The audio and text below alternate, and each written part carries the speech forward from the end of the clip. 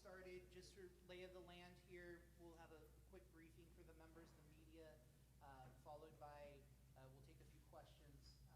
Any of our local folks who'd like to stand up here, we'd love to have you. Any of the emergency folks who want to stand up here, up to you, your choice. But we'll get started in just a minute.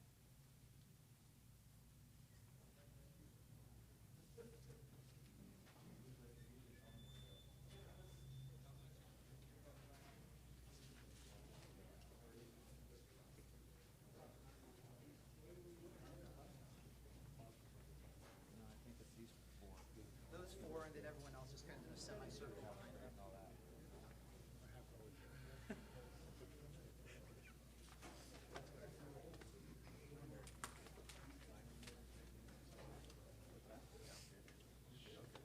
Sheriff, I got you right here. Okay. And right here next to you. Hi. Hey, buddy. Long time no see. You're popping. I think you're probably right over there in the middle, boss. Mark Govea's right here. Mark Govea, you got your Marky LaDucci Pro work. That's good. You gotta stay where you're supposed to be. Well, yeah, that's yours. That's right. Don't step on my tape. I won't step. I can move it. Scoot over. You should get in here. This is your operation as well.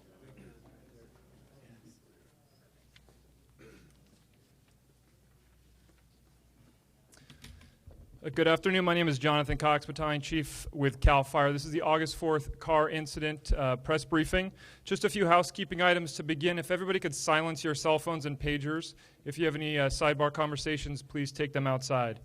For those videoing this press conference, please keep in mind that we do have a sign language interpreter here. Please keep all your shots open so that we can get our communications out to the deaf and hard of hearing. With that, I will turn it over to Chief Giladucci? Excuse me, Sheriff Pasenko. Good morning, Tom Pasenko, Shasta County Sheriff, Director of Emergency Services for Region 3. This has been a very horrific and tough battle with this fire here, and I want to thank all of our fire operators for their efforts and all the law enforcement community that have assisted us.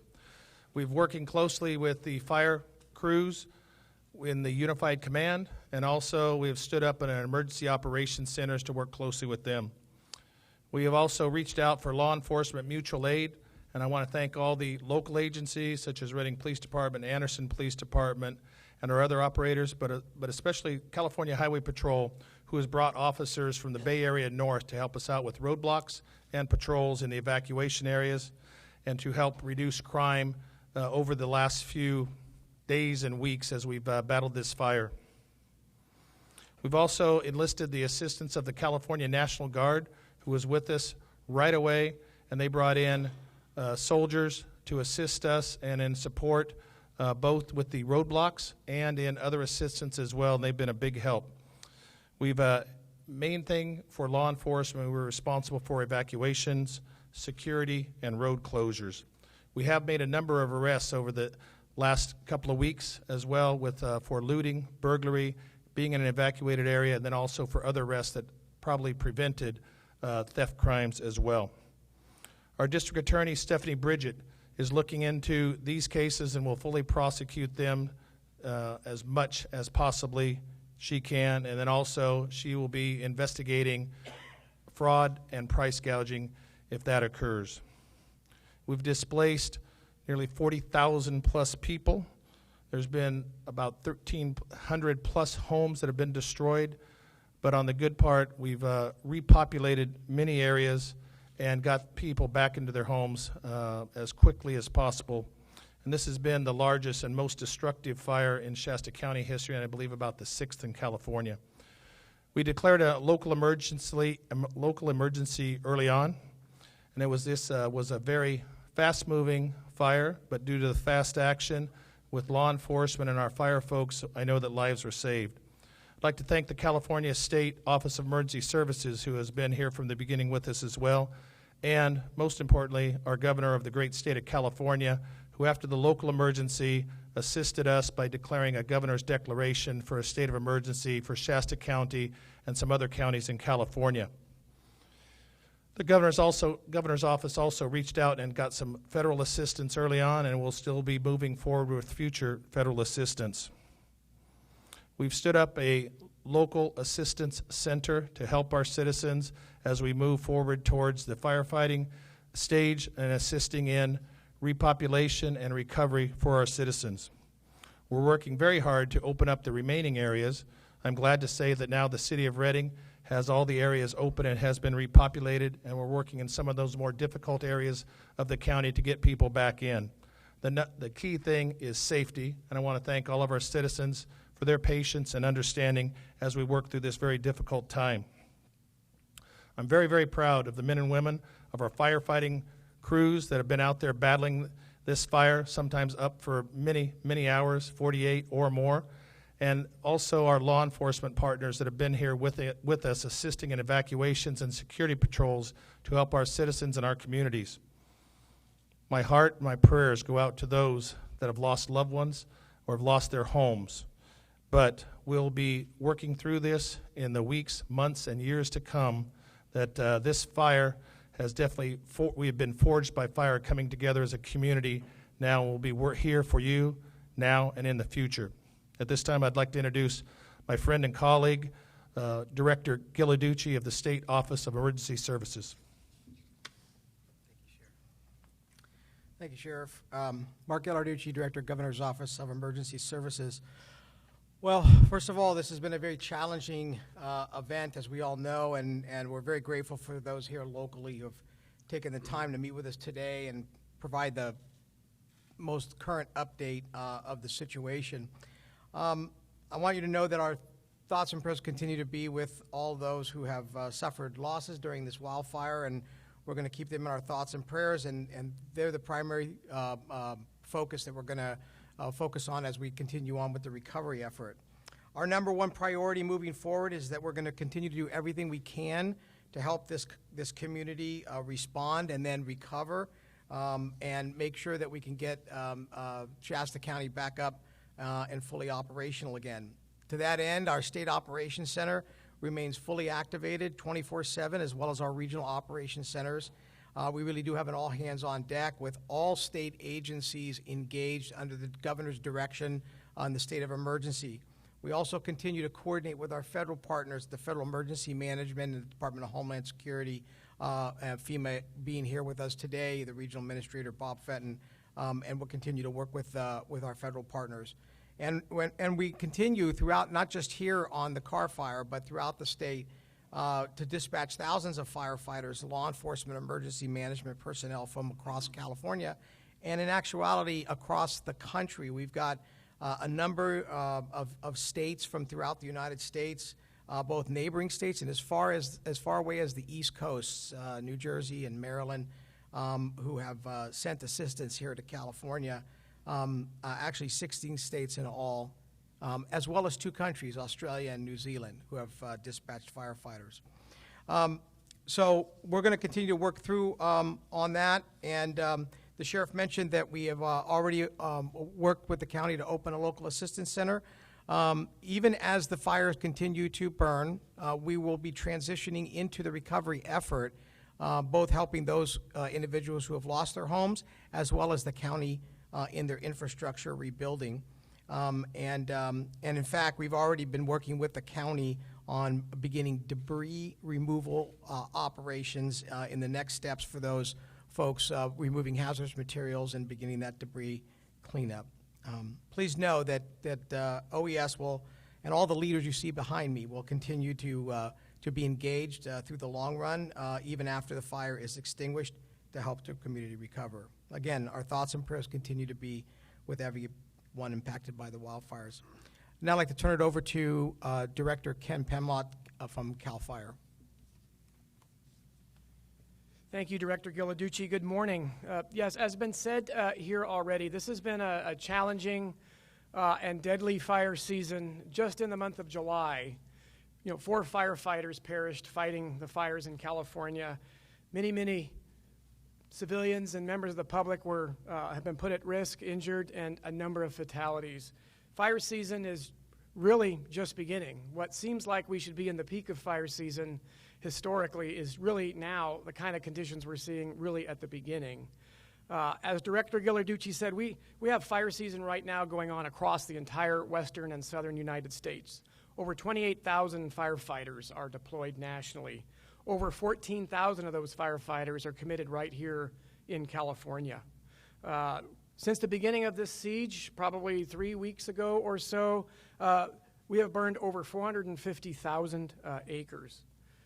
Today, over 40,000 residents remain evacuated in various places in California. The concern, of course, today is the weather conditions that we're experiencing.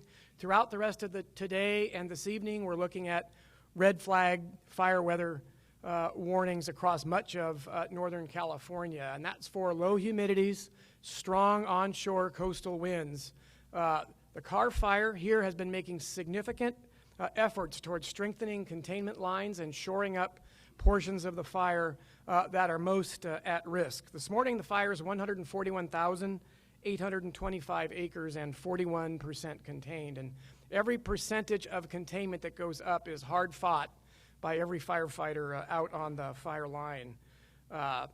We continue to provide resources and support what's going on here on this fire, but literally just to the south in Mendocino and Lake County, a firefight goes on as we speak. The Mendocino complex, which is over 201,000 acres this morning, is comprised of the river fire near between Hopland and Lakeport, and the ranch fire, which started just east of Ukiah and has now burned clear across the top of Clear Lake and is continuing to burn to the east. So, watching weather, we're moving resources. As Director Ghilarducci said, we have been moving resources all over California to deploy where the greatest threats are, but we are in this for the long haul. This will be the kind of conditions that we're going to be facing all summer. We're bringing resources in, as was said, from a number of different states, 2 countries. The firefighters from New Zealand and Australia will be arriving in Redding on Monday, and they will be deploying out to fires in California. Our partners at the California National Guard continue to provide, as was said, a variety of resources and support, including firefighting hand crews and aviation assets, in addition to the law enforcement assets. We've also been working with our federal partners who are deploying a package of 10 hand crews of 20 persons each, comprised of soldiers from Joint Base Lewis McChord in Washington. Those soldiers will be moving into California sometime next week, be completing their training, and will be deployed to fire lines in California. So we continue to coordinate, we continue to work and look for resources nationally as we work through this. We, again, appreciate everything that everybody has done, not just firefighters, law enforcement, but all the community support, government and non-government, that's been occurring across this. Very much appreciated and very effective in providing community support. With that, I'd like to turn the podium over to Governor Brown. Thank you, and a very warm and deep thank you to all the firefighters, local, state, federal, out of state. You're doing a terrific job in the face of a horrific fire. This is part of a trend, a new normal that we got to deal with, and we're dealing with it humanly, financially, and governmentally. I've asked the president to make a major declaration. He's done it in the past. I'm confident he'll do it again. So these kind of horrible situations bring people together, regardless of the lesser kind of ideologies and partisan considerations. So it's tragic that tragedy brings us closer together, but out of that, we learn to depend on each other and work together. If you look back to far into our past history, maybe 1,000 years ago, there was a drought that scientists estimate lasted 150 years. Don't know whether that's happening again, but we got to be ready. We got to re-examine the way we manage our forests, the way we build our houses, where we build them, how we build them, and how much we invest in our fire protection services. So we got a lot to do right now to get over this momentary crisis. It's not just here in Redding, it's in other parts of the state. So we got a lot of work to do, and we have a wonderful state. It's the sixth largest economy in the world, but we're vulnerable as much as any people are anywhere in the world. So let's act wisely and collaboratively and in a spirit of real generosity. That's what I see, and it's very impressive, and hopefully that spirit will build and we'll be able to rise to the occasion, which will continue to challenge us. Thank you. Thank you. We have a few moments for any questions for any of the officials who are up here. Good afternoon, Julia Yarbo, Action News Now, Chico. This question is for the governor. We've recently seen that a large number of constituents in the North State feel the need to vote to separate our state. What can you say to those members today to help them understand that we're one state and we're all in this together? Well, we're obviously one state, one country, and even going beyond that, we're one world. So we have to learn how to get together and work together, which you are demonstrating for everybody to see. So that I understand people like to have a smaller governmental jurisdiction to be a part of, but it can't happen because of the way the federal government works, the way the Constitution works. So let's figure out ways to respect differences, and I must say things are very different in Reading than they are in Sacramento or Los Angeles or San Francisco. So somehow we have to find that common thread, even as we recognize the sharp differences that do divide us. Yeah. As the days have gone by, we're hearing more and more reports of people saying that they were not given enough time in terms of the public notification. Yeah.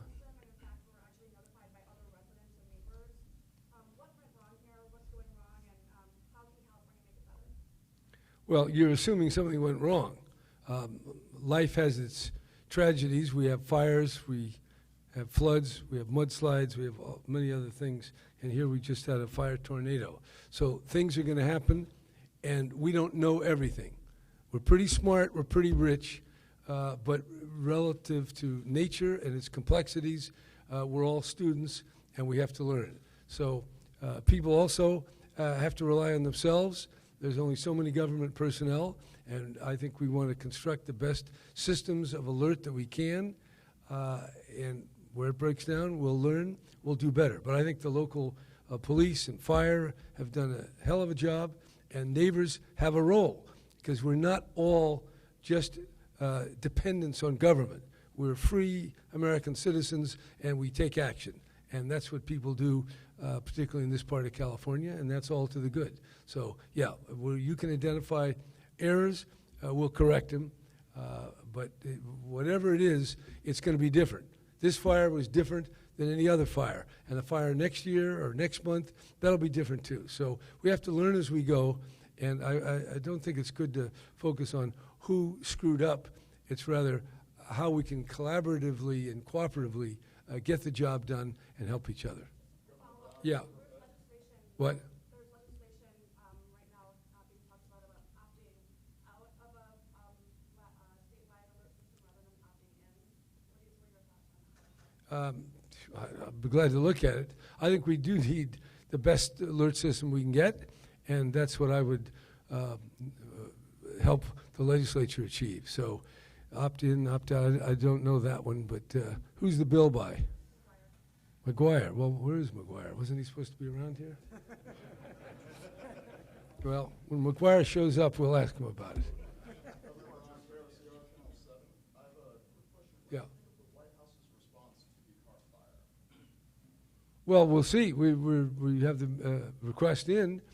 The president's been pretty good on helping us in disasters, so I'm hopeful. I think, as I said, the tragedies bring people together, and we rise to the occasion, and so our interests converge at a higher and deeper level. So that's what's happening here, and I'm confident the president will respond. Amber Sandy with the Record Searchlight. Can you elaborate on your impression of what you saw this morning and what you took back from it, and what you think you can do as far as leadership? Well, I take back from it that uncertainty is a part of life.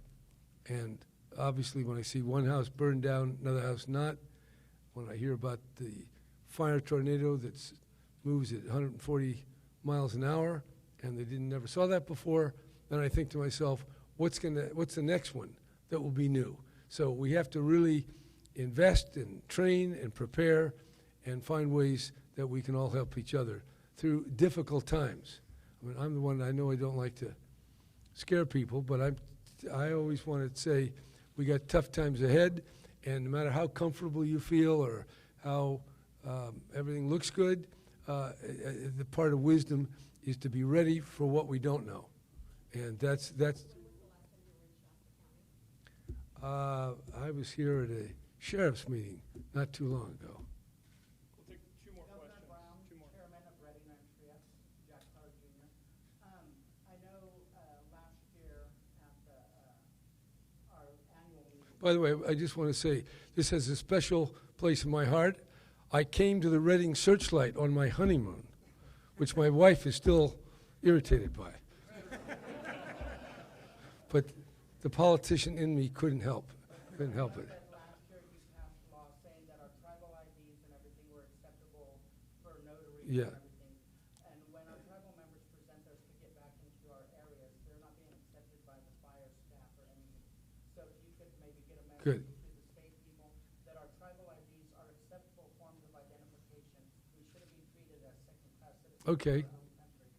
And if the tribe can do anything to help, we know the prayers, the spirits out there. And so our tribe held a prayer thing the other day to talk to the wind spirits, fire spirits, and water spirits to assist the people out there, because it's, our country originally, we know those spirits, so we called out to them to assist and maybe, consult with the tribe when cleaning up, because we were the stewards of the land and we know how to take care of it and prevent wildfires. We never had them in traditional times.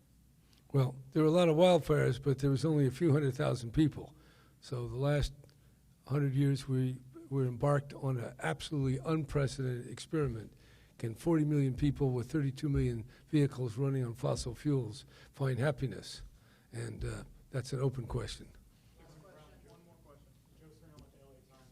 To go on the emergency alert question, there is no standardized system in California for language, for the way people are alerted, the timing of this.